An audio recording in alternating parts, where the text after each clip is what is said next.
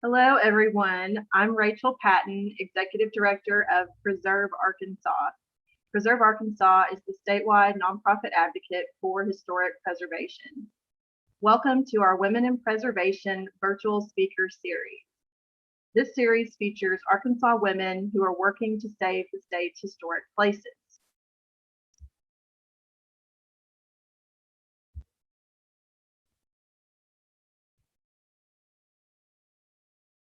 This project is generously supported by DMX Architecture in Fayetteville. Thank you so much. And now it's my pleasure to introduce today's speaker.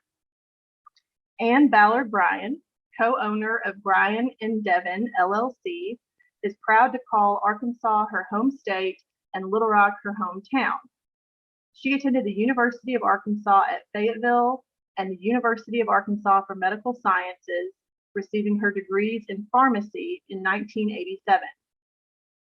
After practicing pharmacy at Arkansas Children's Hospital and Baptist Hospital, she returned to campus at the University of Central Arkansas, receiving a bachelor's and master's in interior design with an emphasis in study abroad and historic preservation curriculum development. Anne has taught history of architecture, interiors and furnishings, historic preservation, and architectural drawing and rendering at UCA for over 20 years and has led 10 UCA study abroad classes to Florence, Italy. She has restored 2 historic homes, is the recipient of the Excellence in Preservation Education Award and the Ned Shank Award for Outstanding Preservation Publication from Preserve Arkansas and the Peg Smith Historic Preservation Award from the QQA. She has served on numerous boards, including the Quapaw Quarter Association, Friends of Dreamland Ballroom, and the Arkansas chapter of National Museum of Women in the Arts. She is also a member of the American Institute for Conservation of Historic and Artistic Works, where she is a paper specialist. Please type your questions for Anne in the chat as she gives her talk, and we'll get to those at the end of her presentation. And now I'll turn it over to you, Anne. Let me stop sharing and you can start sharing.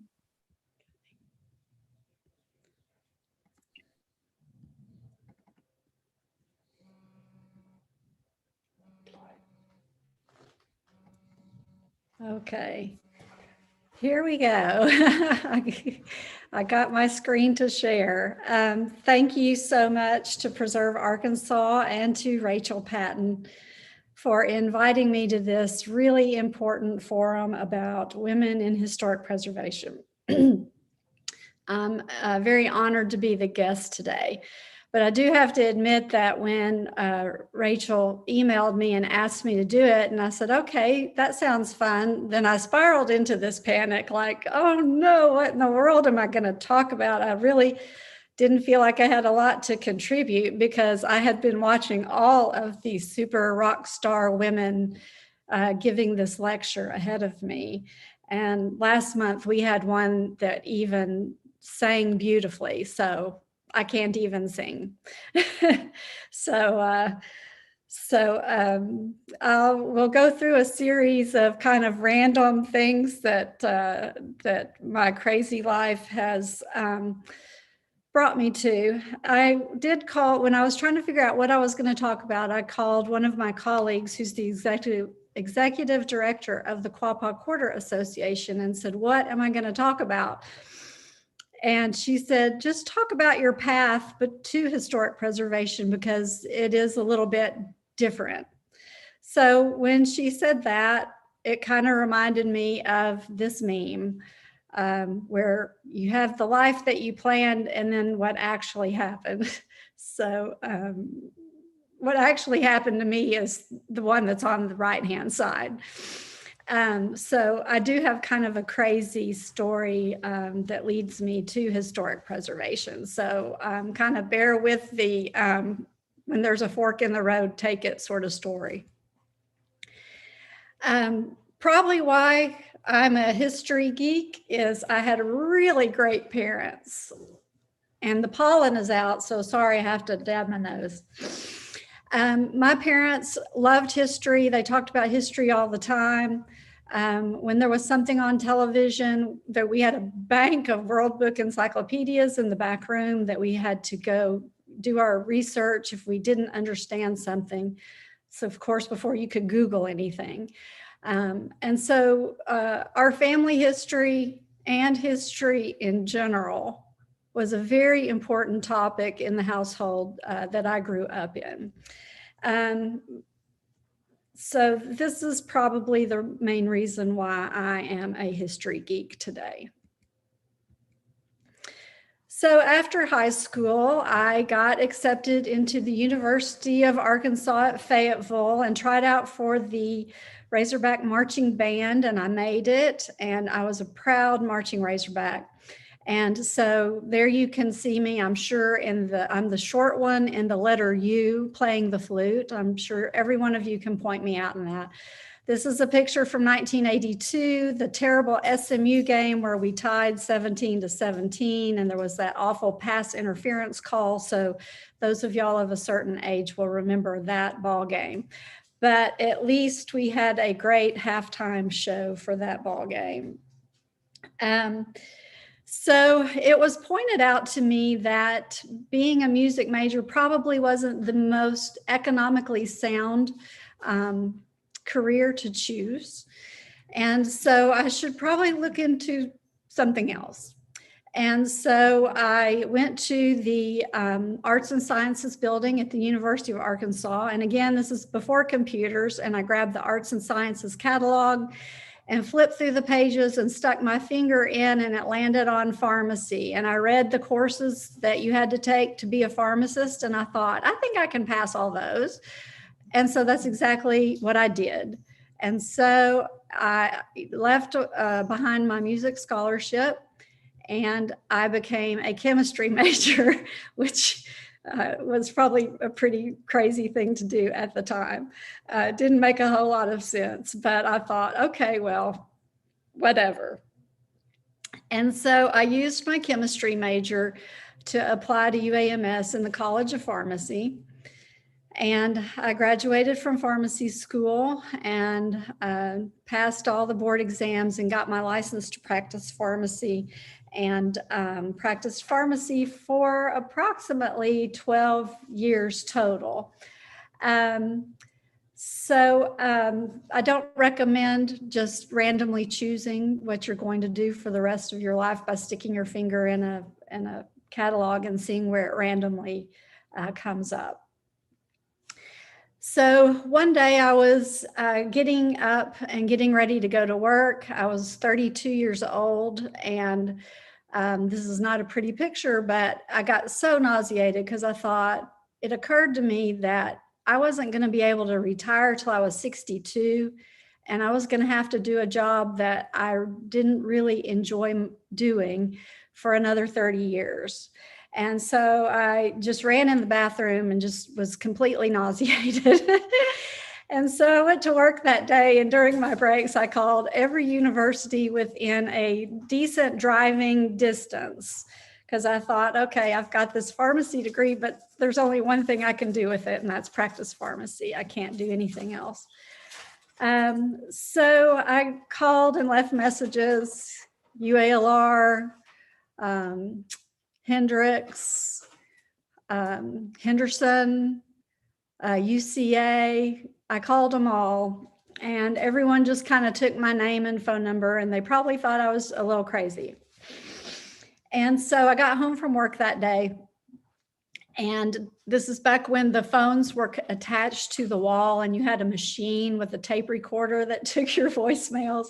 So I hit the play button on the tape recorder, and a voice came over the tape recorder that said, "This is Dr. Mary Harlan at the University of Central Arkansas. Your name has come across my desk. That you're a little frustrated in your job. So I have one night class that you might like. Registration is already over. I've already taken the liberty to fill out the paperwork. So if you'll just drive up here tomorrow and sign it, then you can take this one night class. And I encourage you to not quit your job. You probably just need a break." So the next day I drove to Conway, met Dr. Harlan, who was the voice on the other end of the phone, and she had enrolled me in Introduction to Interior Design course. And so I thought, okay, well, don't know a lot about what that's about. Doesn't have anything to do with music, but okay, I'll try it out.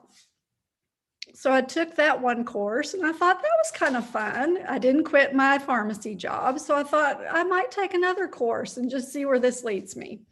So after about 5.5 years, I ended up graduating with a Bachelor of Science in Interior Design in 1998. I got to do a great internship at Winter Tour Museum on the East Coast, where I got to work with many of the DuPont properties and do some work in Philadelphia and on the Jersey Shore. And so got to see just tons of American history, American antiquities, and American historical architecture. And I thought, oh, I have finally found my people. So I went ahead and decided to get a master's degree, and UCA was so very gracious. That was like, take the core courses, but then we can all sit around and sort of design something to help us progress our department to include historic preservation, history of architecture, and the decorative arts. So I got to do that. So in 2010, I graduated with my master's degree. And so that sort of led me on yet another path. And by the way, that's my daughter in the first picture, who's you'll see later. And then this is my dad on the right-hand side with me at my graduation ceremony. So I went to work for the Department of Arkansas Heritage at Main Street, Arkansas, and I absolutely loved that job. But it was only 2 days a week for $8.50 an hour, and I really needed a full-time job. So Hawker Beechcraft called me, and they had a aircraft factory at the Bill and Hillary Airport. And they called, and I went to interview for a job, not knowing anything about jet aircraft, except that I had ridden on one, and it was Southwest, and the interior was really pretty ugly. So I was like, yeah, I don't know. This doesn't really sound like what I'm wanting to do. But I went for the interview because I had a wise professor that said, always go for the interview. If they call you, go for the interview. So I did, and I found out what private aircraft was all about, and they are absolutely beautiful. And so I ended up working for Hawker Beechcraft for around 10 years. And I got to work on the 750, 800, 800 XP, and the 4000. And those are some of the aircraft that I worked on that made the cover of Flying magazine. And my dad was real excited about that since he was also a pilot and an engineer as well. During the time that I worked at Hawker Beechcraft, every Tuesday night, I drove up to Conway, Arkansas to UCA and taught a night course in history of architecture, interiors, and furnishings and the decorative arts. So I did that for about 8 years.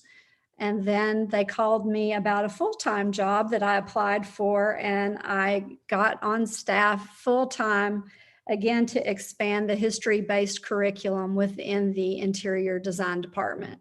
And so this is a silly picture of us in art history, the Salvador Dali lecture, and there we are all mustachioed up to have a little bit of fun learning about historical aspects of the decorative arts. So now I'm going to go through a couple personal projects, and then after that, I'll just show a smattering of really random projects. Like I said, some are personal, some are academic, and some are for the public. And so we'll start out with this one.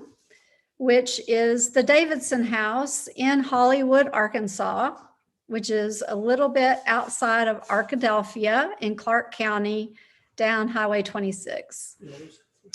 And the first time I ever saw this house, I was with my husband. He wasn't my husband at the time, but he was taking me down to Arkadelphia to show me the most magnificent deer camp on the planet. And so it was Valentine's Day. And if any of y'all have ever driven through Arkadelphia and down Highway 26, it's got a lot of rolling hills and lots of curves in it. So there was a really thick fog that day. And we came through the rolling hills and turned this curve. And I saw in the fog the outline of this house. And I thought, oh, there's the deer camp.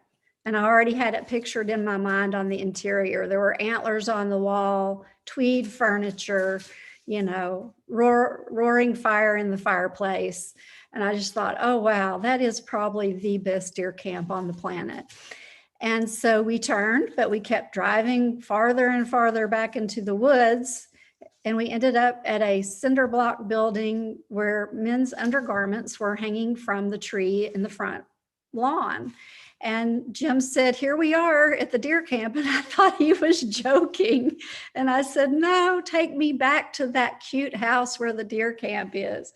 And he said, no, there's a gentleman named T that, you know, is kind of a temporary resident at times. And so he likes to use that house on occasion. And the man's name was actually Arthur B. Harris. Everyone called him T, and nobody knows why. So that is why there is a big T written on the front door, as so you would know when T was in residence at the house. So I fell in love with the house, and eventually T had to go to the nursing home and unfortunately passed away. And so we ended up purchasing the house for $1. And everyone thought I was crazy. And so I called Tommy Jameson and said, can you come down to Hollywood and look at this house? We can buy it for $1, but we're going to have to move it across the highway to acreage that we own. And so Tommy came down, looked at it, and he said that he thought that it would survive a move. This house was not on the 1850 census, but it was on the 1860 census. And of course, it had not been kept up very well. But he said he thought it would survive the move. So we purchased the house for $1 and set in to rehabilitate it and move it to our 23 acres. So here is the front door, and you can see that pretty much there were holes all over the house. So this is just the front door, and you can see all of the gaps to the outside. So we went to borrow money to take on this project.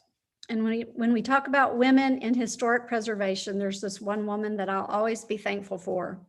She was the only female on the board of the lending agency. And when they went to talk about whether they were going to loan us the money or not, all of the men on the board said, no, this lady's crazy. This house is so far gone, it can't be saved. And she stood up and she said, no, I've talked to them. I've talked to your architect, and I really think that this is a good idea. And that one woman actually helped save this historic house. So here is the front door before restoration. And so you can see here some before and afters. Lots of windows and doors missing, holes where fireplaces were.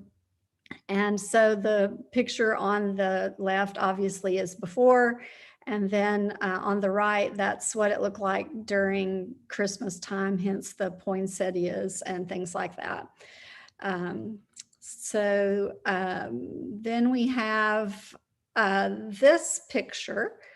And the picture on the left is the room where the floor had collapsed before we even moved the house. And so there was a wall that you can see is braced there by a couple 2x4s so the whole house wouldn't fall apart. because it had no floor. And so this is us moving it to its new location and putting it on its piers and digging some foundation for it. And then the picture on the right is that room where the floor had collapsed, rehabilitated. Here's another before and after. The photograph on the left somehow got transposed backwards, but that is the same corner in that picture as the photograph on the right-hand side. So there were a lot of doors and windows and 2x4s all lying around. And luckily, a lot of those things were original building materials. So even though the house was in really bad condition, we found enough original building stock that we think we puzzle pieced it back together as accurately as humanly possible with the help of Tommy Jameson and his expertise in historic architecture. Again, here is the room where the floor had collapsed, and before we moved the house, there was a tree growing up through the non-floor. And then on the right-hand side is the floor put back, so to speak. And we went down Saturday and I snapped this picture of it. And so that's what it looks like as of this past Saturday. So again, Tommy Jameson was the architect that we used. Dave Gagner was our contractor. And then I did a lot of the design work myself. And then this is the exterior of what it looks like today. And so that one woman at the lending agency that stood up and said, I think this is going to work out. I really think these people know what they're doing. They decided to use our house when they're talking about their lending agency and use it as kind of a poster child of, look what we can help you do. So I'm always thankful to that one woman on the board of the lending agency. Okay, this is the back of our house here in Little Rock on Arch Street. And so the photograph on the left is what the back room looked like when we moved here. And then the photograph on the right is how we changed the back room to make it a little bit more in keeping with the period of the house. Our house was built in 1908. And so we wanted the back of the house to reflect that kind of sensibility, although it would be new construction. Again, we used Tommy Jameson as our architect, and CM Construction did the work on the renovation. This is the front of the house. And so the next few things I'm going to show you are works in progress, because even as I speak, we have people working on the house. They were kind enough to leave right before this lecture started, so there wouldn't be saws and hammering going on. So pardon the construction site pictures, but it still is a work in progress. Justin Elbert of CJE Construction is our contractor. And so these are some of the more unique things that happened in this house. When we moved in, this was the parlor, and it had this steamboat mural piece of wallpaper on the wall. And at some point in the history of the house, a door was sliced into the wallpaper. And so I was trying to do a lot of research on wallpaper and find out, okay, what is that missing section? And is there any way I can get it reprinted? And I couldn't find any information on this particular piece of wallpaper. So we hired an artist named Eric Phippen of Finality Design, and I've got his contact information there because he's brilliant.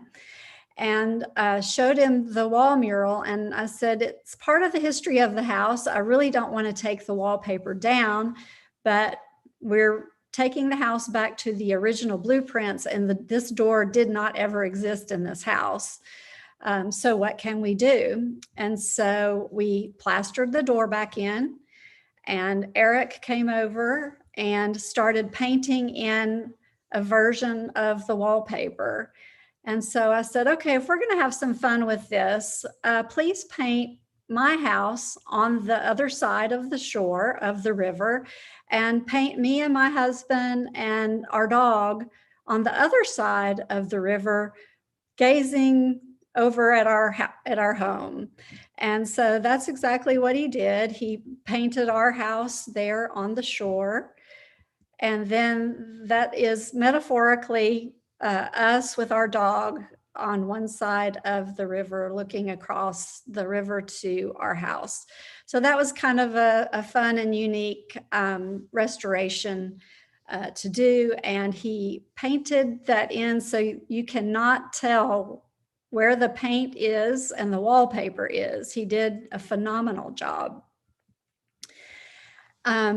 This was a wall in our kitchen before, and this is what it looks like now. And with my job at UCA, I do a lot of study abroad in Italy. And so this is an Italian stove. And I've developed a friendship with a woman in Orvieto who paints pottery for me. So she painted that scene on tile above the oven for me because I told her we were redoing the kitchen.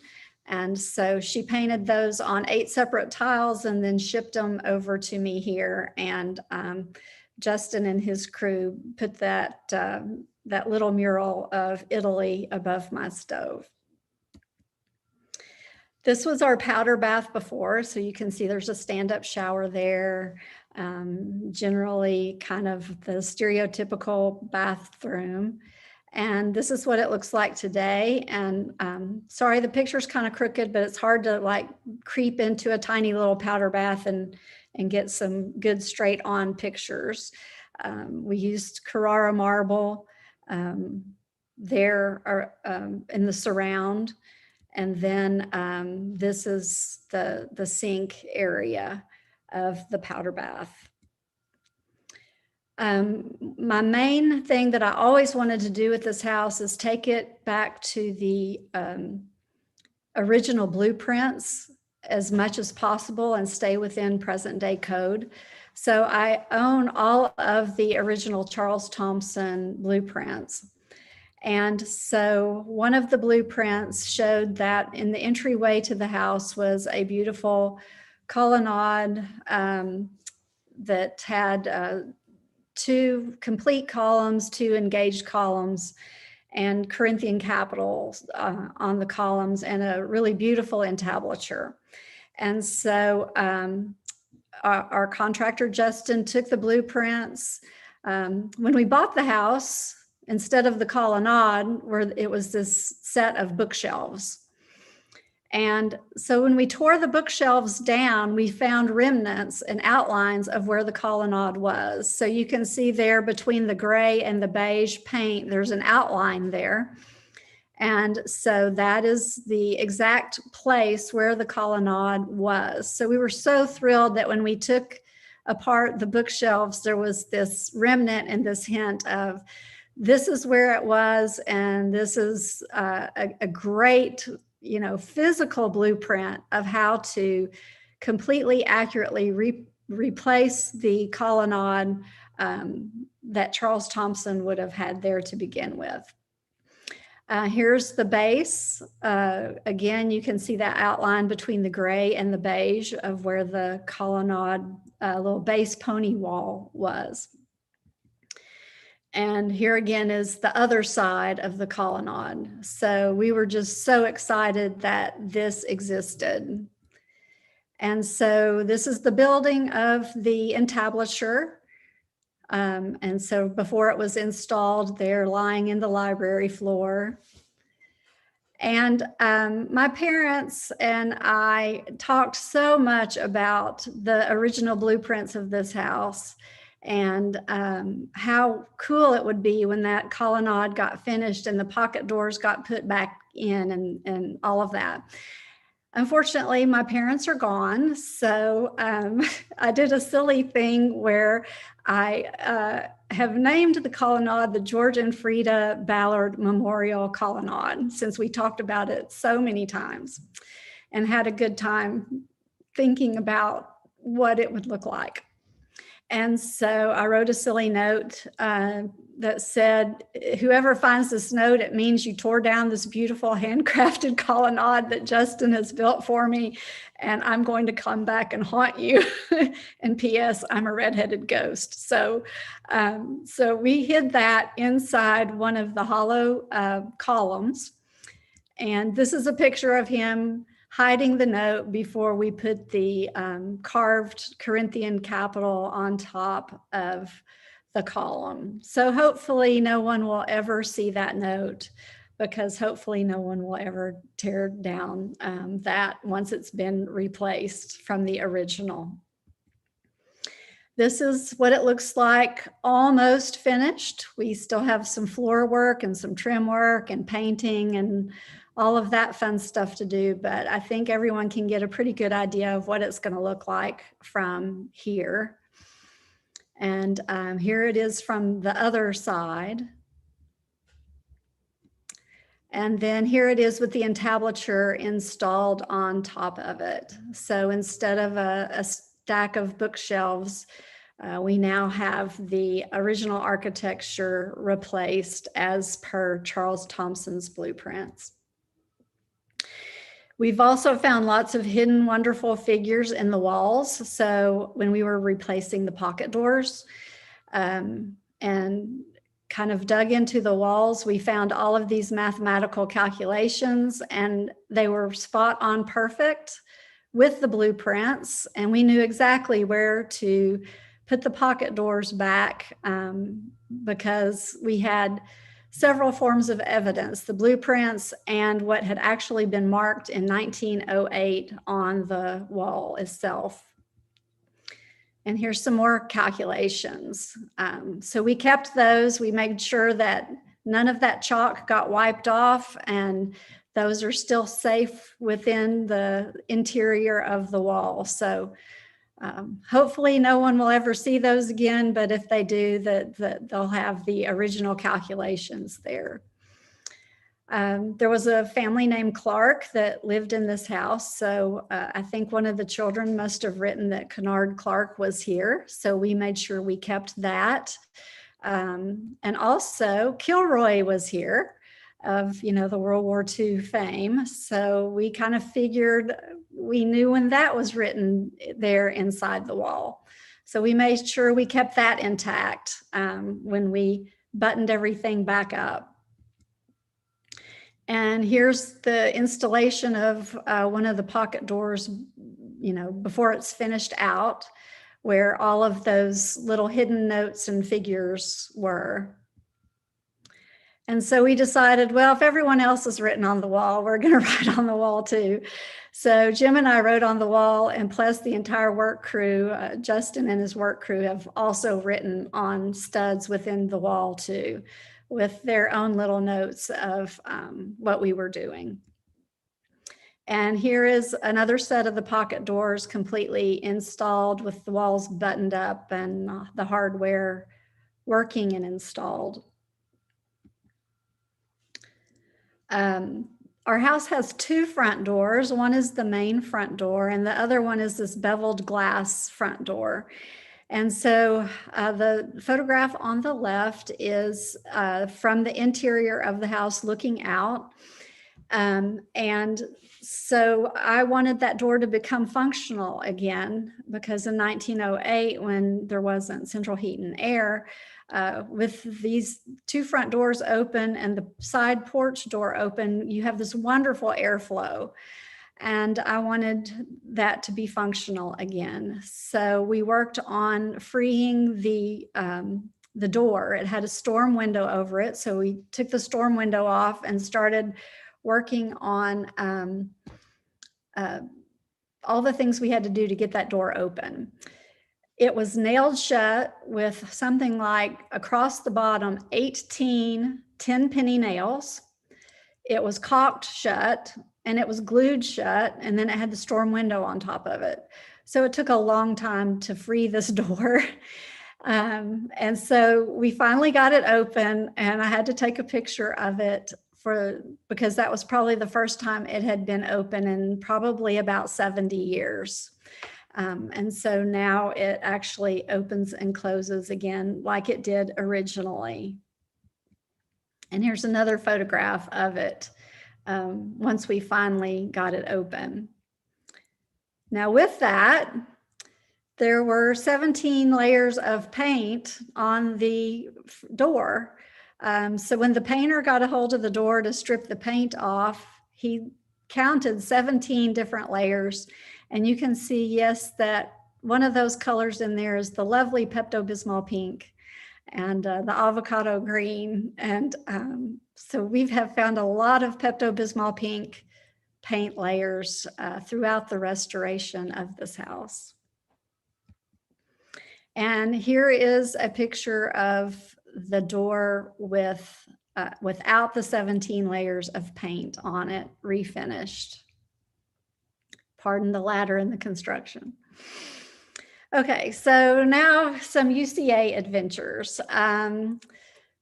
This is the photograph on the left is my class every Mardi Gras when we're on campus, and unfortunately we haven't been on campus in a year. Every Mardi Gras we have a party where the students have to make an architecturally significant mask, and you can see there the box with the king cake on the table, and the king cake is almost gone. So that's one of our projects at UCA. The photograph on the right was a really fun thing that happened fairly recently. This class helped write the nomination for the National Register for the Pickens Plantation House, owned by Laurie Black.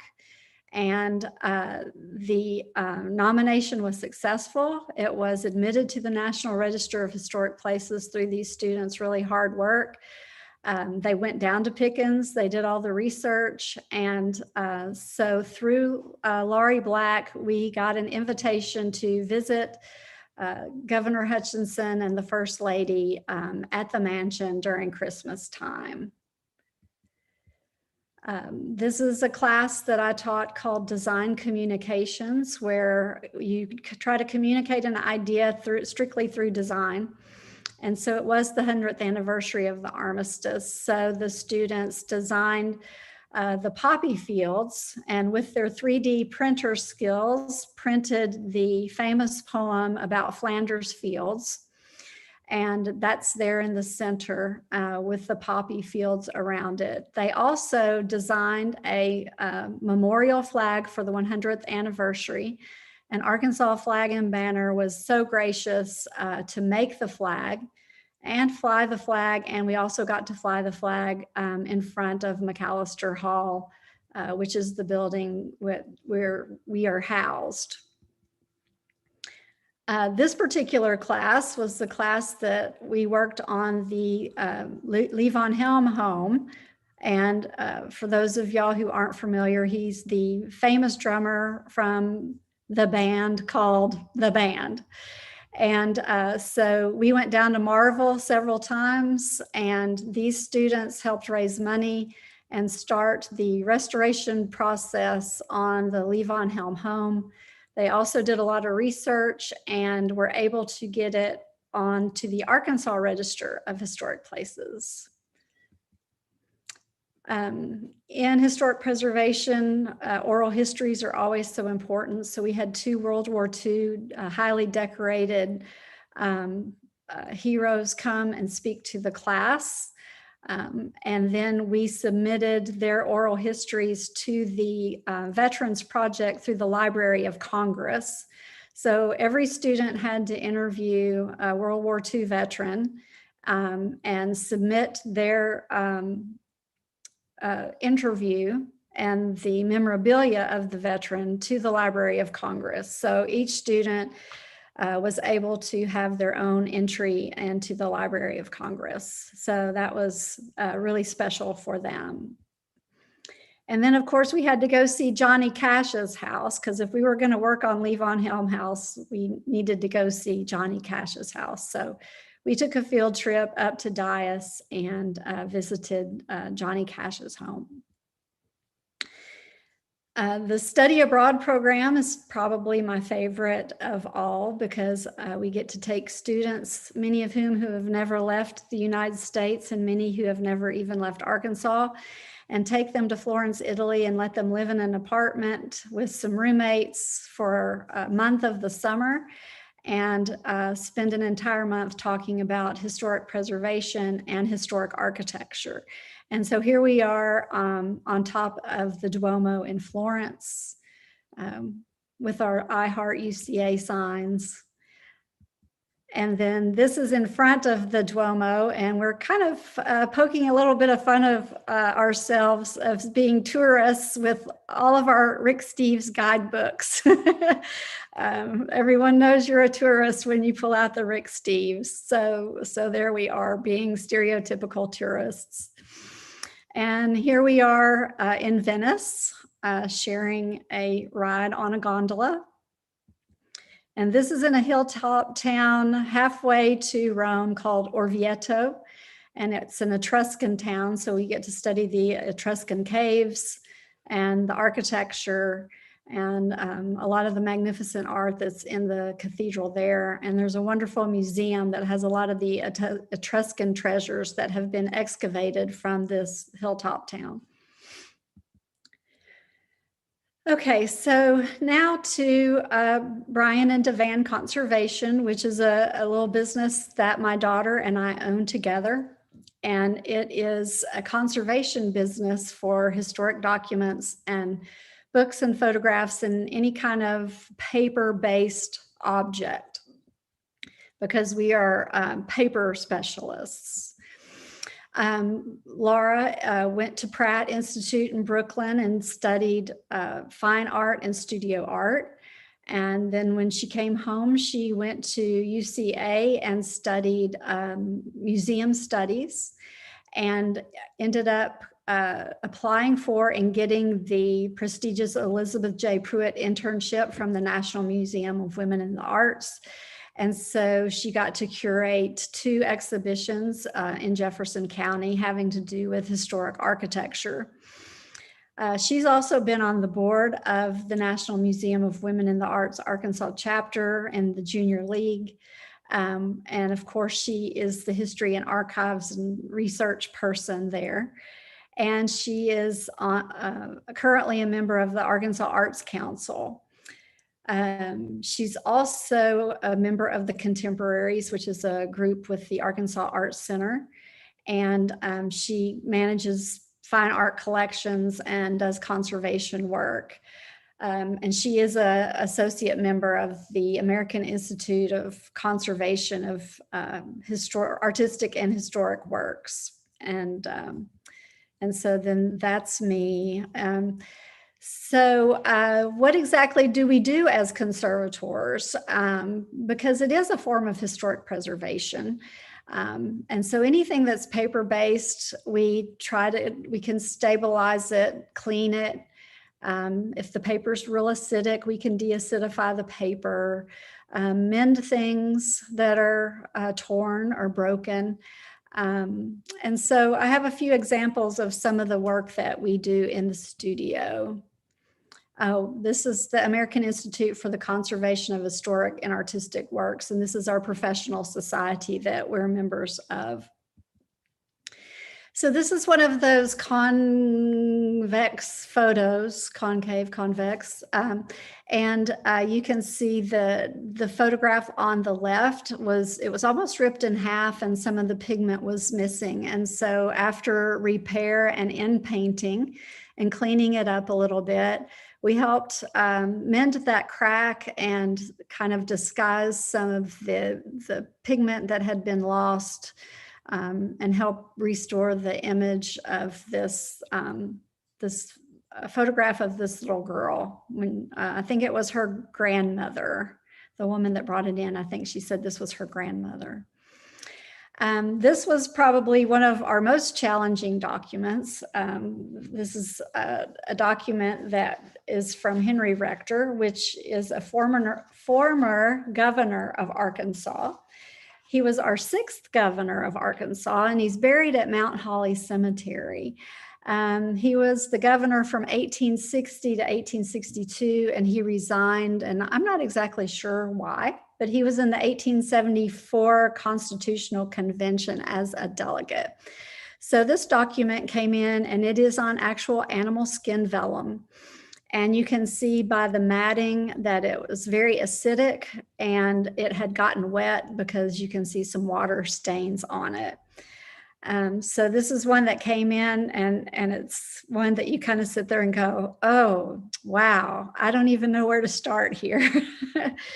So we took it out of its frame, and it was glued to several layers of backing. And this is Laura taking some of the layers of backing off. And when she did, she found out that it was even glued again to notes on notebook paper. There wasn't enough of evidence there for us to figure out what that note said. But we finally got, and it was glued with horse glue, because once you start taking these things apart, you can start smelling it. So we knew that this had been glued together a long time ago because it was glued together with horse glue. By the time we got it all apart and all of the pieces that were glued to the back free from it, it fell apart into 9 pieces, 10 if you count that little bean-shaped piece that has fallen out there on the edge. And so since it's animal skin vellum, you can't really get it wet because it's a protein substance, and it will shrink and crinkle up. And so we had to figure out how to mend this document back together without getting it wet, and trying to save it. And this is how it ended up finally. Couldn't get all the stains out of it, but I think it turned out quite nice compared to how it came in to see us first. Here's another one of those convex photographs that had been damaged. So you can see the different things that happened here. And then this is after we mended and did some end painting to it. Here's another animal skin vellum piece, and it had gotten wet, so you can see how badly that it shrunk and crinkled up. And you can't get it wet again to try and flatten it out because it'll just make it worse. So we had to figure out what to do. And once it dries out, vellum is very brittle and it breaks very easily. So we had to be extremely careful in trying to flatten this piece out and do what we could to get it back in a better condition. And so after probably weeks of flattening it out millimeter by millimeter, we got it as flat as we possibly could and had it archivally framed and back on the wall of the owner.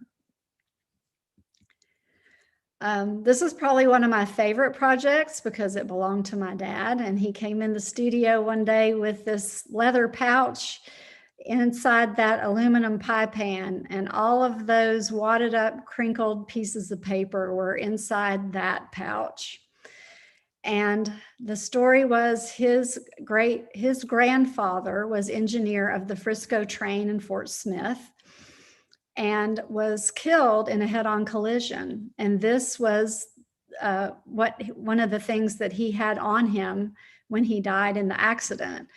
And this leather pouch had been passed down. And so my dad was really curious to find out what these papers might say.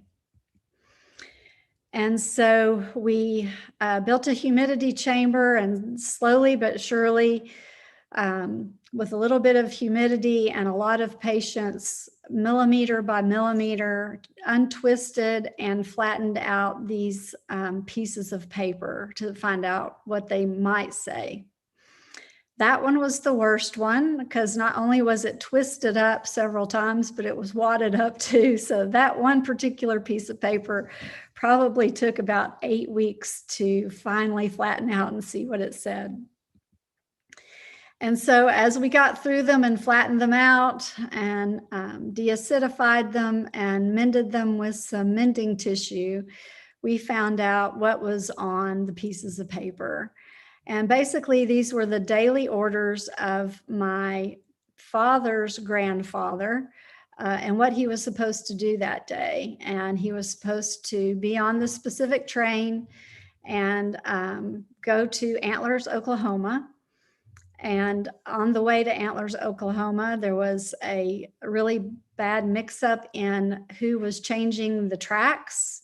And there was a horrible head-on collision, and his grandfather died instantly. And unfortunately, his wife was pregnant with my grandfather. So when my grandfather was born, he was already, he never knew his father. And my dad never knew his grandfather. And so we have a picture there of George Jackson Ballard and the train documents that were in his leather pouch and the little cross there. So we got a lot of history off of what was written on those pieces of paper and the names of the crew that were on the train that day. So we could look up the other members of the crew and find out some of their history.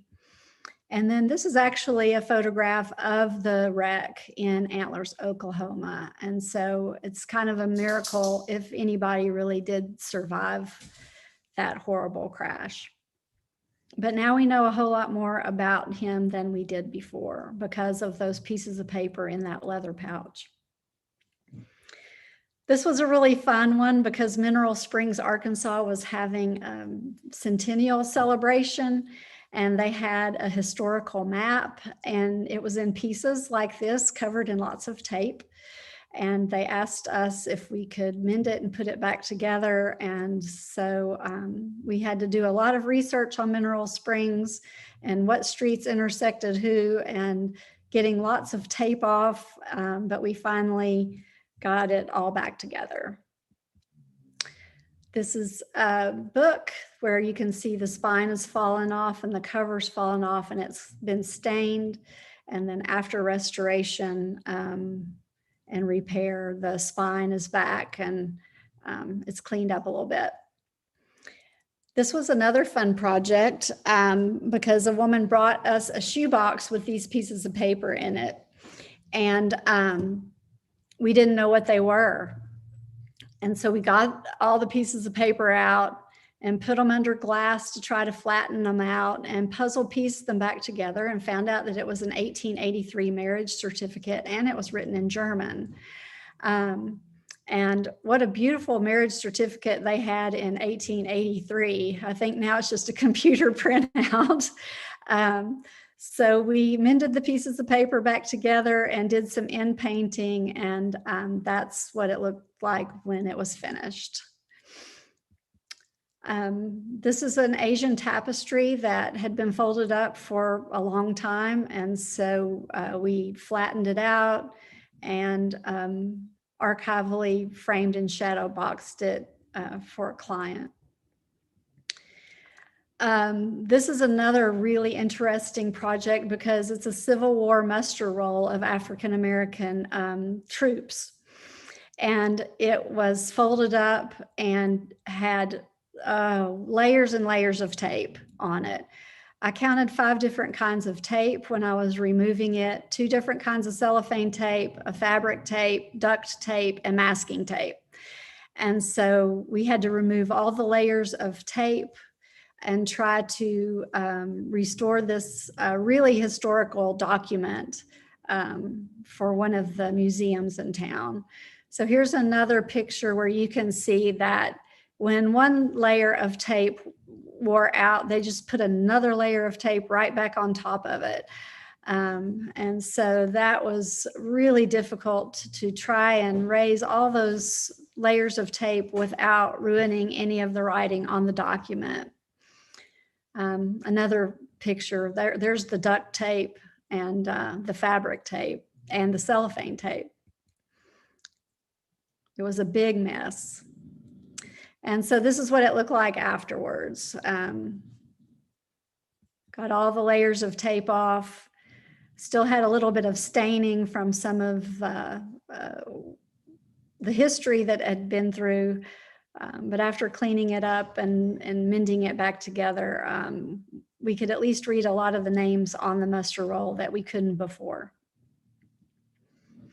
This isn't necessarily history today, but it may be later. We have a client in Cincinnati who is a big tennis fan, and for years she wanted to go to Wimbledon and entered the lottery, and her name finally came up and she got tickets to Wimbledon, and her favorite tennis player is Roger Federer. So she grabbed this seat cushion and got Roger Federer to sign it.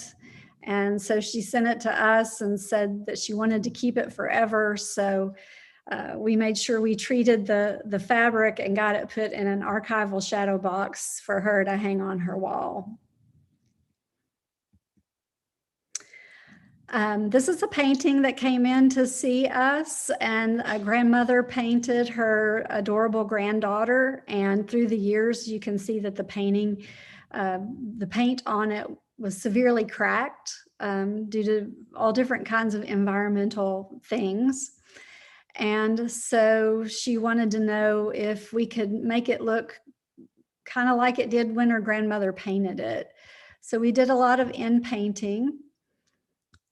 And this is we worked on her face a little bit and her dress. And we decided just to only restore the little girl and not the background. And so this is what it looks like after we did the in painting. This was a real fun one, a Jane Mansfield vintage movie poster.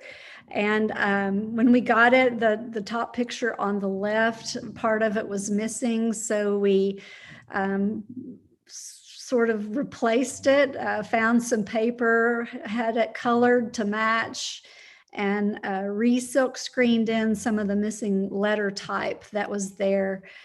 Flattened it, cleaned it up, helped take some of the creases out, and restore it somewhat back to its original appearance.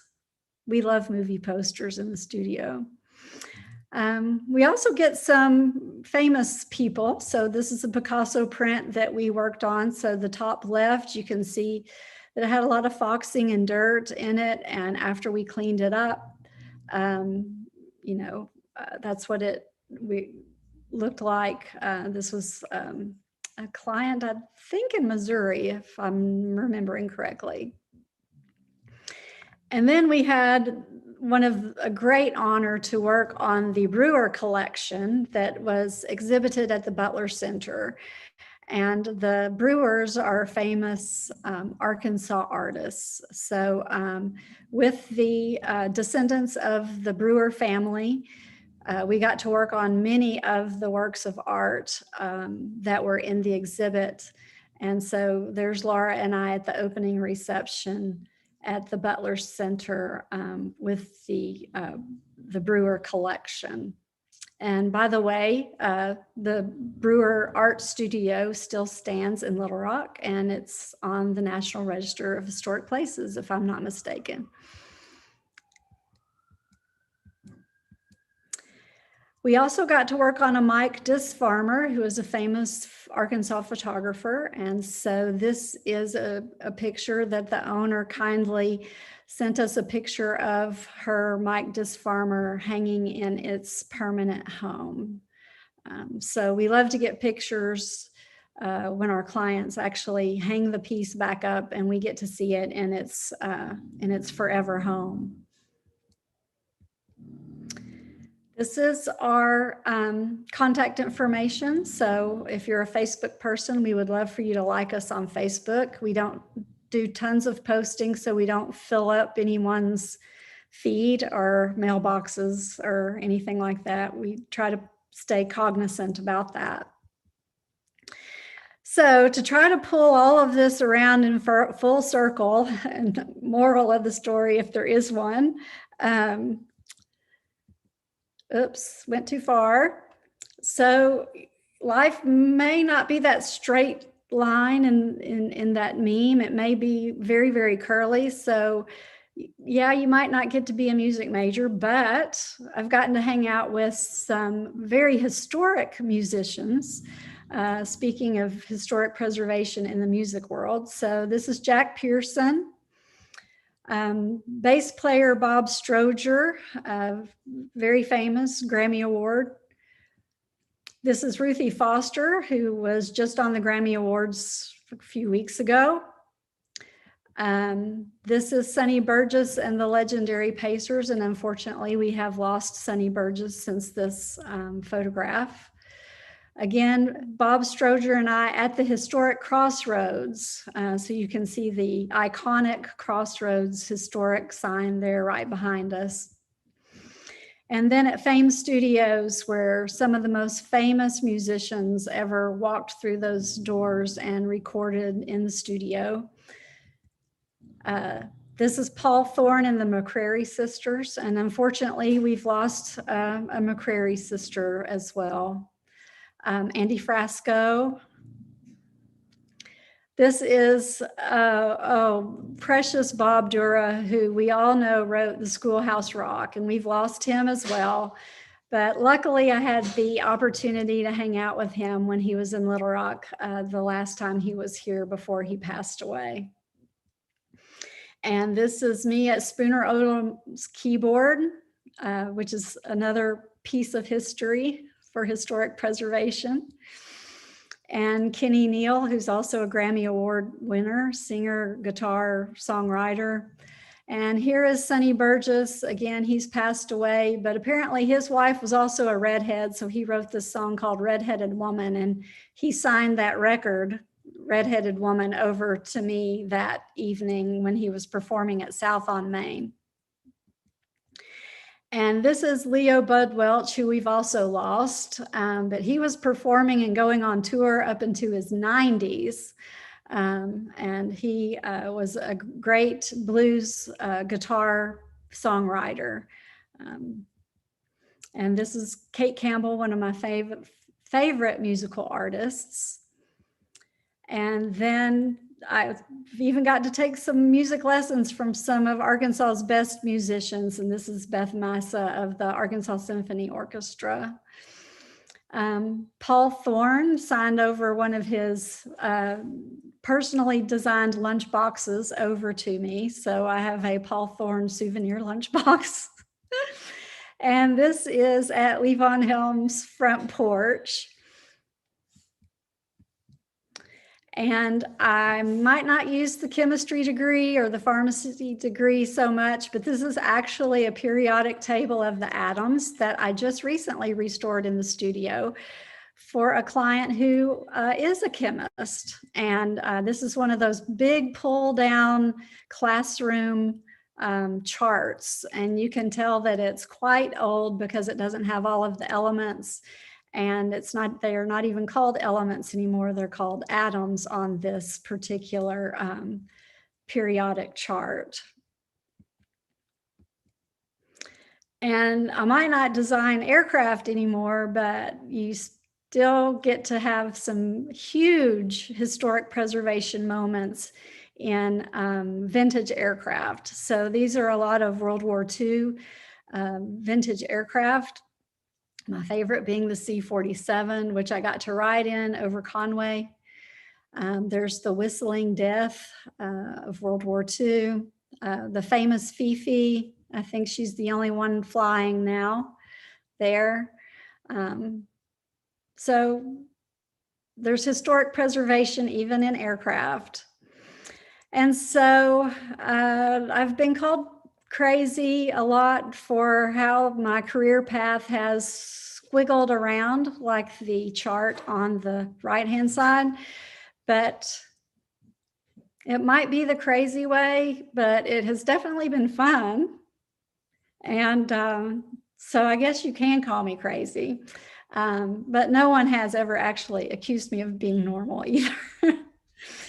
So that is my path in historic preservation and all of the things that I'm interested in history. So if there's any questions, I'll be happy to try and answer them.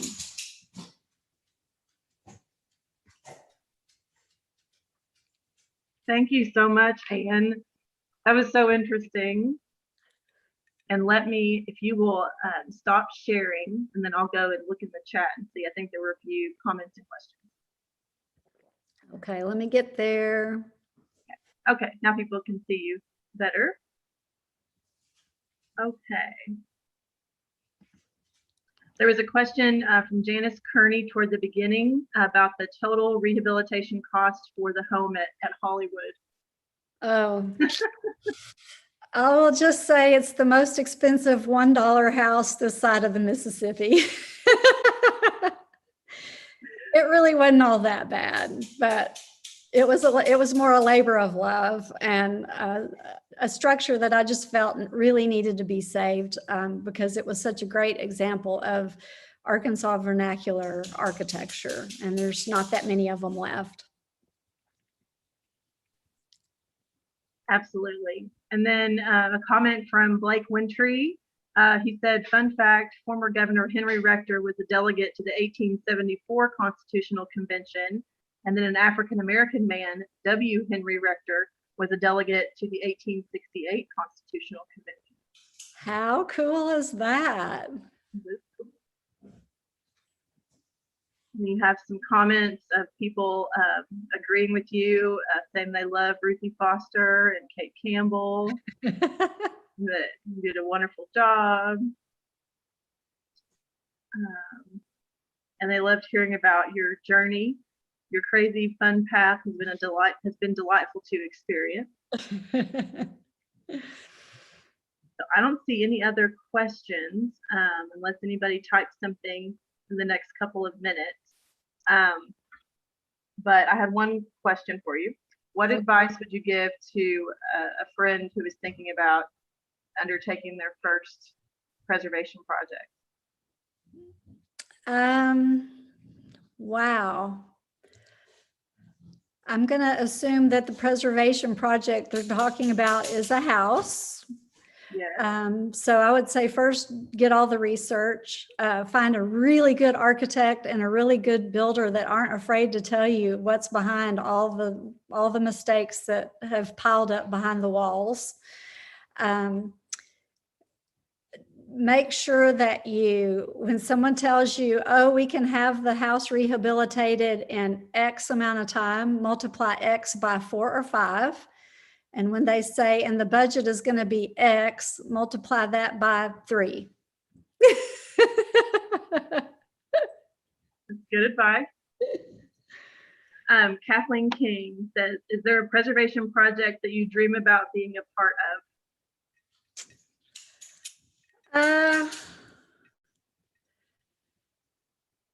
I don't think so. I mean, there's a quote that I heard Ife Jones say once, and in no way am I comparing myself to Ife Jones, but he said, I just do what comes through the door and enjoy it. And that's kind of how I am. I had as much fun restoring that periodic table of the elements as I did anything else that might be famous, like the Picasso. I got to do a bundle of letters from a World War II soldier who died in the Battle of the Bulge, and his son never really knew him.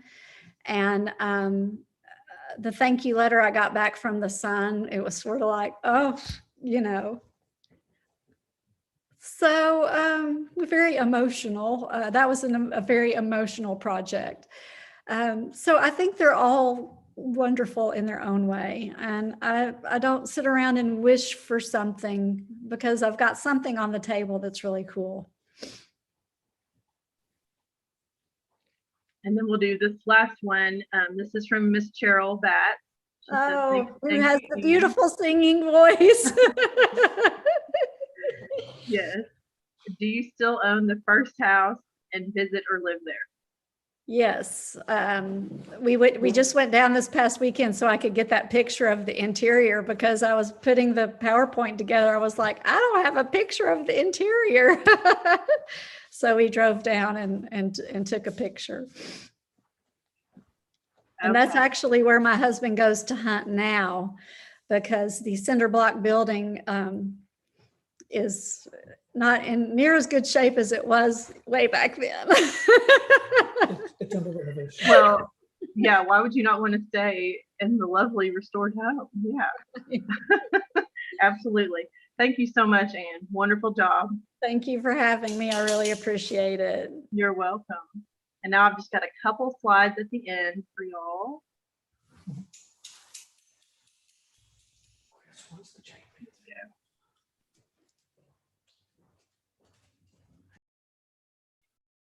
There we go. Our next webinar will take place on Tuesday, May 11th at 3:30 p.m. and it will feature Carla Coleman and Tamala Tenpenny Lewis, both founding members of the nonprofit organization Preservation of African American Cemeteries. And of course, to learn more about Preserve Arkansas, please visit our website at preservearkansas.org and follow us on Facebook, Instagram, and Twitter. Thank you all for watching. Bye, everybody.